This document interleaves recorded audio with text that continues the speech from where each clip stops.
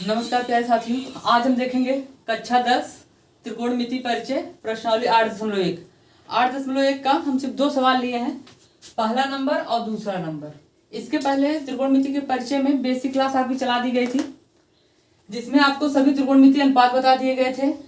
उसके साथ साथ एक सिंपल फार्मूला आपको बताया गया था, यहाँ पे लिख देते हैं लाल बटे कक्का। इसमें आपको बताया गया था साइन, कॉस और टैन। मतलब साइन जब लेंगे तो लंब बटा कड़ होगा, कॉस की वैल्यू जब लेंगे तो आधार बटा कड़ होगा, और जब टैन लेंगे तो लंब बटा आधार होगा। तो आज पहला नंबर सवाल देखते हैं प्रश्नावली 8.1 का, जिसमें कह रहा है कि त्रिभुज ABC में कोण B समकोण है, जिसमें AB बराबर 24 सेंटीमीटर तथा BC बराबर 7 सेंटीमीटर है। तो निम्न का मान ज्ञात कीजिए। मतलब ये आपका कह रहा है B समकोण है और कोई दो वैल्यू आपको दिया है, AB 24 दिया है और BC 7 दिया है। अब आपको कह रहा है कि साइन ए ज्ञात करना है कॉस ए पहले नंबर में, और दूसरे नंबर में इसमें कह रहा है कि साइन सी और कॉस सी ज्ञात करना है। आपको पहले बताया गया था कि B समकोण है यहाँ पर, तो ये बताया गया था समकोण वहां पे होता है जहां पे ठीक 90 अंश का कोण बनता है। तो यहाँ पर एक हम त्रिभुज बनाते हैं, समकोण त्रिभुज।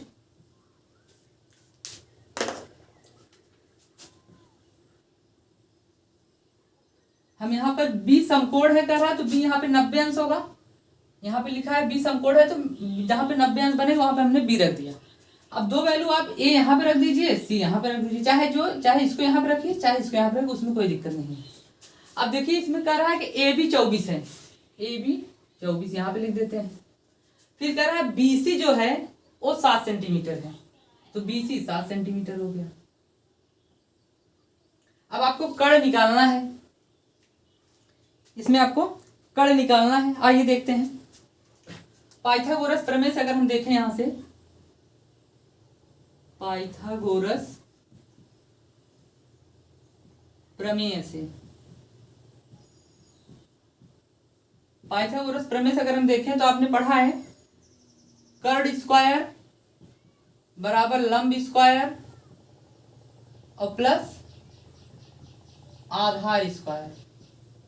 ठीक, अब यहां देखिए कि आपको कर्ण तो मिला नहीं, तो कर्ण आप ऐसे रहने देंगे, कर्ण का स्क्वायर, लंब आप 24 का वर्ग, आधार आपको यहाँ पे मिला है 7 का वर्ग। जब इसका वर्ग करेंगे 576 आएगा, और इसका करेंगे तो 49 आएगा।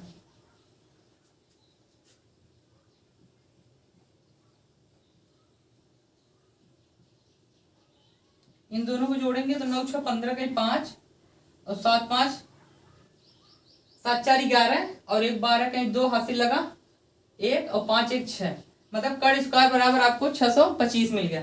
अब यहाँ के जब स्क्वायर हटाएंगे तो यहाँ पे करड़ी लग जाएगी, तो कर्ण बराबर करड़ी में 625।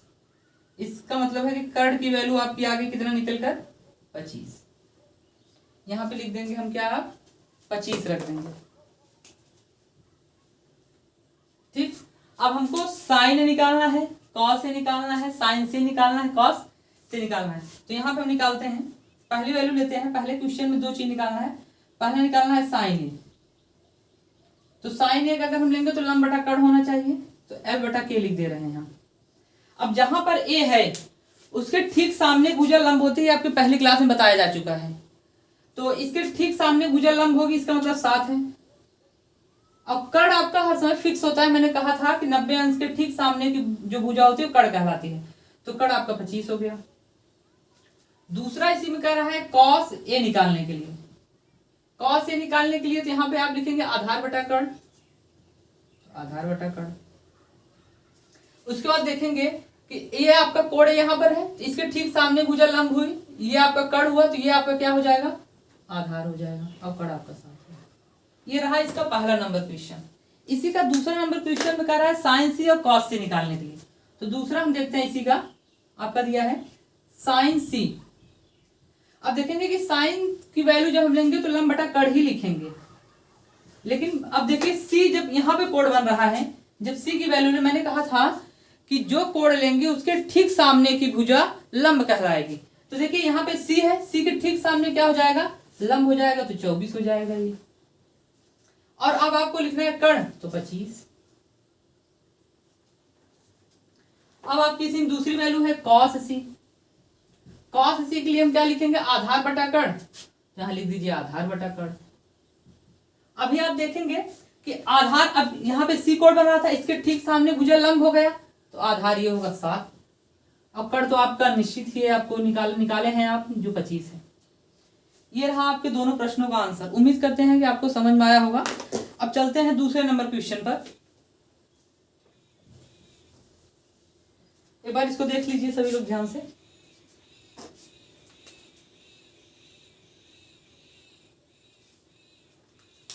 ये पाइथागोरस प्रमेय आपको पहली क्लास में बताया जा चुका है। अब आते हैं यहाँ पर, इसमें कह रहा है चित्र से tan p minus cot r का मान ज्ञात कीजिए। आपका एक चित्र दिया है और इसमें आपका लंब की वैल्यू दिया है, आधार की वैल्यू, कर्ण की वैल्यू दिया है, आधार आपको निकालना है। तो फार्मूले से हम चलते हैं, तो देखते हैं पाइथागोरस प्रमेय से। पाइथागोरस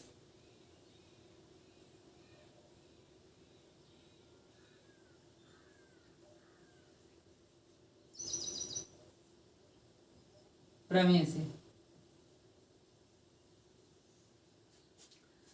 अभी आपने पाइथागोरस प्रमेय यहाँ का सूत्र लिखा है, जो है कर्ण स्क्वायर बराबर लंब स्क्वायर प्लस आधार। इसको थोड़ा शॉर्ट में लिख देते हैं। कर्ण आपको मिला है 13, लंब आपको मिला है 12, आधार आपको निकालना है। यहां देखेंगे 13 का वर्ग करेंगे तो 169 होगा, 12 का वर्ग करेंगे तो 144 होगा, और आधार का स्क्वायर ये इधर आएगा तो 169। अब ये इधर प्लस है, जब बराबर के क्रॉस करके आता है तो ये माइनस में हो जाएगा। 144 बराबर आधार स्क्वायर। अब इसमें से घटाएंगे तो 9 में से 4 गए 5, और यहाँ 6 में से 4 गए 2, 1 में से 1 गए 0। यहाँ देखेंगे क्या, आधार स्क्वायर। आधार स्क्वायर बराबर आपको मिला है क्या, 25। अब देखेंगे कि अगर यहाँ से हम स्क्वायर हटा दें तो यहाँ पे करनी लग जाएगी 25, जो हो जाएगा आधार के बराबर। अब यहां देखेंगे तो इसका मतलब आधार आपका निकल के आ चुका है 5, तो यहां पे हम 5 लिख देते हैं। उम्मीद करते हैं कि आपको इतना समझ में आया होगा कि आधार आपका 5 कैसे निकलता है। अब हमें ज्ञात करना है tan p minus cot r। तो वो ज्ञात करने से पहले हम tan p और cot r की वैल्यू निकाल लेते हैं। अभी आपको फार्मूला बढ़ाया गया था लाल बटा कक्का। अब देखिए हमें क्या निकालना है, पहले tan p निकालना है, तो यहां पर लिख देते हैं tan p। जब साइन लेते थे तो लंब बटा कर्ण लिखते थे, cos लेते थे तो आधार बटा कर्ण लिखते थे। अब tan लेंगे तो लंब बटा आधार लिखेंगे। क्या लिखेंगे, लंब बटा आधार। अब tan p देखिए कहाँ है, यहां पर है, इसके ठीक सामने भुजा। मैंने कहा था कि जो कोण आप लेंगे उसके ठीक सामने भुजा हमेशा लंब कहलाएगी। तो हम यहाँ पे p ले रहे हैं कोण, तो इसके ठीक सामने भुजा ये है, तो ये क्या हो जाएगा, लंब हो जाएगा, जिसकी वैल्यू क्या है 5 है। और कर्ण आपका निश्चित है 90 अंश के सामने भुजा, और ये आपका क्या हो जाएगा आधार, तो ये क्या हो जाएगा 12 हो जाएगा। ठीक, अब हमें अभी हमें कॉट की जरूरत है, तो कॉट r देख लेते हैं। हमने ये भी कहा था कि त्रिकोणमिति 3 थे, अगर आपका ऐसे निकले लंब साइन का अगर ले रहे हैं तो लंब बटा कर्ण आ रहा है, आधार बटा कर्ण आ रहा है, और लंब बटा आधार है। अगर हम कौशिक का लेंगे तो कर्ण बटा लंब हो जाएगा, सेक का लेंगे तो कर्ण बटा आधार हो जाएगा, और अगर काट का लेंगे तो आधार बटा लंब हो जाएगा। क्या हो जाएगा, आधार बटा लंब हो जाएगा। अब देखिए कॉट r कहाँ पे है, यहाँ पर है कॉट r। मैंने कहा था जो कोण लेंगे उसके ठीक सामने भुजा हमेशा क्या होगी, लंब होगी, और कर्ण 90 अंश के सामने भुजा, और ये आपका क्या हो जाएगा, आधार हो जाएगा। तो आधार क्या है आपका, यहाँ पर 5 है, और लंब आपका क्या है 12 है। ये आपकी दो वैल्यू निकल के आ गई।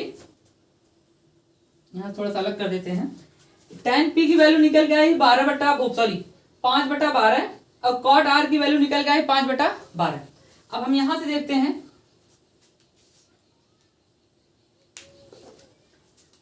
हमें निकालना क्या है, tan p और माइनस cot r।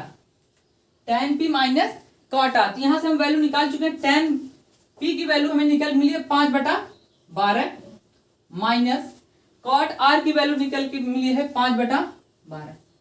अब देखिए इसका आंसर हो जाएगा 0। उम्मीद करते हैं कि आप लोगों को समझ में आया होगा। प्रश्न नंबर 3 से हम मिलेंगे अगले वीडियो में, तब तक के लिए धन्यवाद।